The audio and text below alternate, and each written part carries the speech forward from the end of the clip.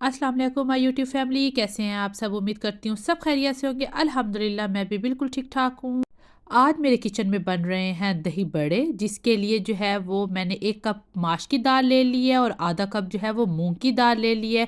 आप चाहें तो मूंग की दाल को स्किप भी कर सकते हैं, लेकिन इससे जो है वो भले बहुत अच्छे बनते हैं। इसको मैं अच्छी तरह से वॉश करके तो भिगो दूंगी ओवरनाइट के लिए, या फिर आप जो है वो इसको 6 से 7 घंटे के लिए भिगो के रख दें। इससे जो है वो ये बहुत अच्छे और फ्लफ़ी से बनते हैं। तो मैं इसको अभी भिगो के रख दूंगी और कल सुबह इसको बनाऊंगी। अब नेक्स्ट डे मॉर्निंग को ये देखें, मैंने इसका जो है वो जो पानी था उसको ड्रेन कर दिया है और अभी हम इसको जो है वो ब्लेंडर में ब्लेंड करेंगे इस सारी दाल को। इसके अंदर जो है वो मैंने हाफ़ टेबल स्पून अजवाइन डाली है, हाफ़ टेबल स्पून जो है वो नमक डाला है और हाफ़ टेबल स्पून जो है वो ज़ीरा डाला है। ये डाल के आपने जो है वो इसके अंदर बहुत ज़्यादा पानी नहीं डालना, इसके अंदर जो है वो थोड़ा सा ही पानी ही यूज़ होगा। जब आप इसको ब्लेंड करेंगे तो ये एक पेस्ट सा बन जाएगा इस तरह से। इसके बाद इसको आपने अच्छी तरह से मिक्स करना है। इसको जो है वो आपने बिल्कुल लम्प फ्री कर देना है कि इसमें कोई लम्स वगैरह ना रहे। आपने हाथों से इस तरह ज़रूर करना है, इससे जो है वो एक तो इसमें एयर सर्कुलेट होगा, तो जिससे बलियां जो है ना वो बहुत अच्छे तरह से आपके भल्ले जो है वो बनेंगी। क्योंकि इसके अंदर हमने कोई बेकिंग सोडा या बेकिंग पाउडर नहीं डाला है। तो आपने इसको इस तरह कोई 10 मिनट तो ज़रूर करना है। आप देखिएगा कि आपके भले इतने अच्छे जो है वो फूलेंगे। ये करने के बाद आपने इसको आधे घंटे के लिए रेस्ट दे देना है, आधे घंटे के लिए रख देना है। तो अब जो है वो मैं बेसन की भलियां भी साथ बना रही हूँ, जिसको हम बूंदी भी कहते हैं और हमारी ज़बान में तो उसको भोर भी कहते हैं। तो बहुत से मतलब हर इलाके की जो है वो अपनी ज़बान है, तो हर कोई जो है वो उसको अलग अलग नामों से जो है वो बनाते हैं। तो इसको बूंदी भी कहते हैं। खैर, तो इसके लिए मैंने जो है वो 1.5 कप बेसन ले लिया है और इसके अंदर भी मैंने हाफ टेबल स्पून जो है वो अजवाइन, ज़ीरा और नमक डाला है और 1/4 कप के बराबर ऑयल डाल के और थोड़ा थोड़ा पानी मैं लगाऊंगी, एक साथ पानी नहीं डालना है। और इसकी सॉफ्ट सी पेस्ट बना लेनी है। मैं इलेक्ट्रिक बीटर से इसलिए कर रही हूँ कि इससे बहुत सॉफ्ट पेस्ट बनती है। तो अभी जो है वो मैं आपको स्क्रीन पे दिखाती हूँ कि ये जो है ना बहुत थिक होना चाहिए और ना टू रनी होना चाहिए, बस इसका टेक्सचर जो है वो इस तरह का होना चाहिए। तो अब इसको भी आपने 15 मिनट का रेस्ट देना है और उसके बाद बनाना है। तो 15 मिनट के बाद जो है वो मैंने ऑयल को गर्म कर लिया है। ऑयल गर्म करने के बाद मेरे पास तो ये चम्मच है। अगर आपके पास ये चम्मच नहीं है तो जो चावलों वाला चम्मच होता है जिसके अंदर इस तरह से सुराख होते हैं, आप वो भी यूज़ कर सकते हैं। मैं जो मिक्सचर मैंने बनाया था बेसन का, वो मैं इसके ऊपर रखूँगी और चम्मच की मदद से इसको प्रेस करती जाऊँगी। आपको स्क्रीन पे जिस तरह नज़र आ रहा है आपने बिल्कुल सेम ऐसे ही करना है। तो आप देखेंगे कि आपकी जो ये बूंदी है वो ऐसे बनती जाएगी। इसमें ना तो कोई ज़्यादा टाइम लगता है और ना ही कोई, मैं कहती हूँ कि मुश्किल है। ये ऑयल गर्म होता है तो ये बेसन है तो ये पक भी बहुत जल्दी जाते हैं। इसको जो है वो ज़्यादा आपको टाइम नहीं देना पड़ेगा। बस इस तरह आप करते जाएंगे, आप देखें कि हमारे जो है वो कितने अच्छी तरह से जो है वो ब्राउन हो चुके हैं।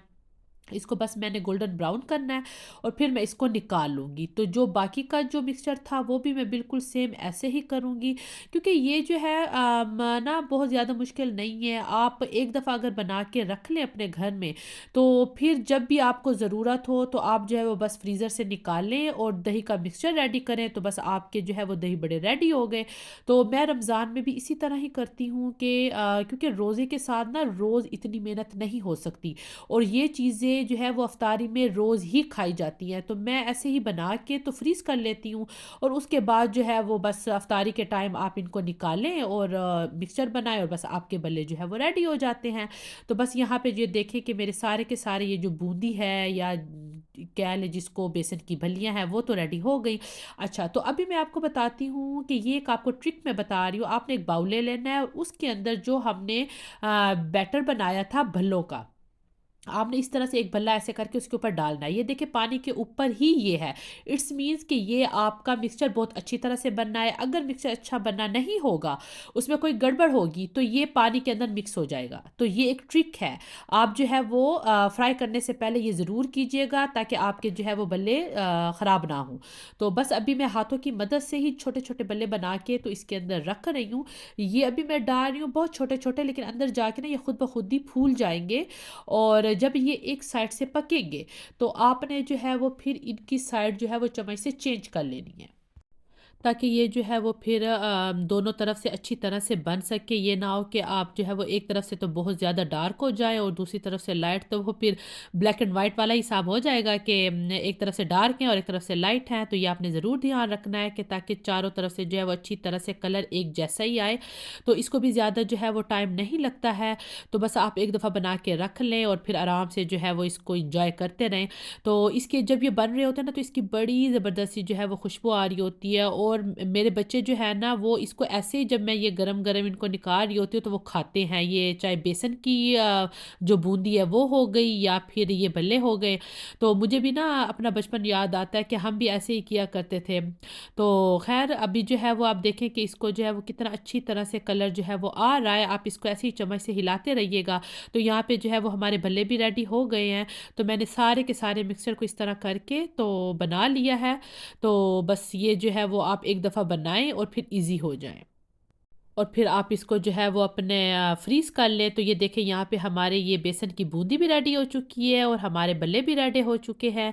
तो अब जो मैंने अभी बनाने थे तो उनको मैंने जो है वो एक बाउल में बूंदी ले लिया और एक बाउल में भल्ले ले लिया और आपने जो है वो गर्म पानी से इसको जो है वो सोक कर लेना है। तो ये थोड़ी देर में ही सॉफ्ट हो जाएंगे।